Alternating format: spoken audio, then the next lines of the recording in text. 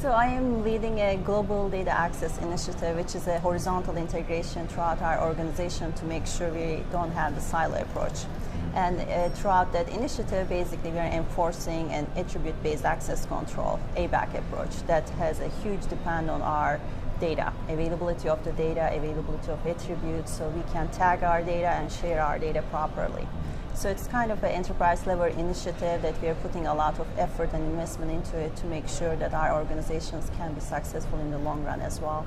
And that's all part of our smart database vision. We're really excited about that, the ability to use metadata to be able to actually enforce policy on the data.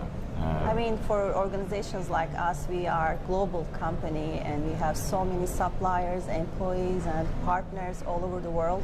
For us, compliance has a new meaning.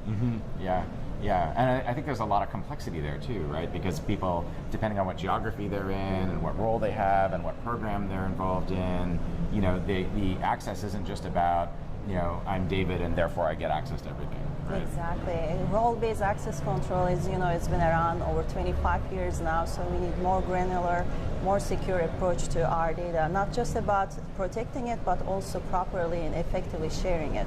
Yeah. I mean, with the Facebook and Cambridge Analytica thing, which I know is pretty different from the space that you're in, but one of the things that struck me is this concept of fit for purpose that we talk about. Is data fit for purpose?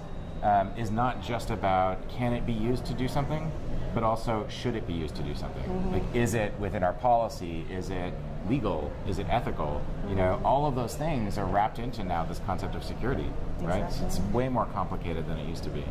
I mean, with new tools and technology supporting us, I think we can go there. All right.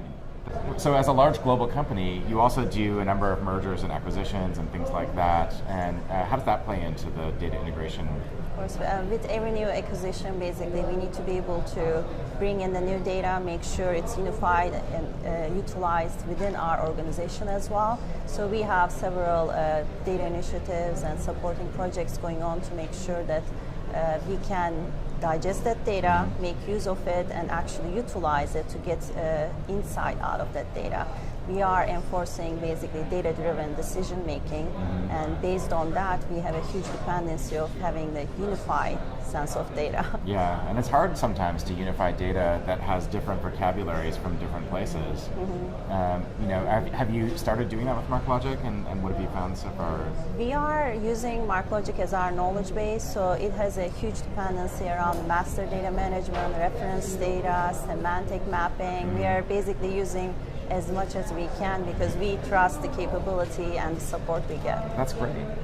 All right, well, great. It's really great to talk to you. Thanks for coming. Thank and I'm you looking for forward to inviting seeing us. you back up in Bellevue next time I'm there. Yeah, thank you.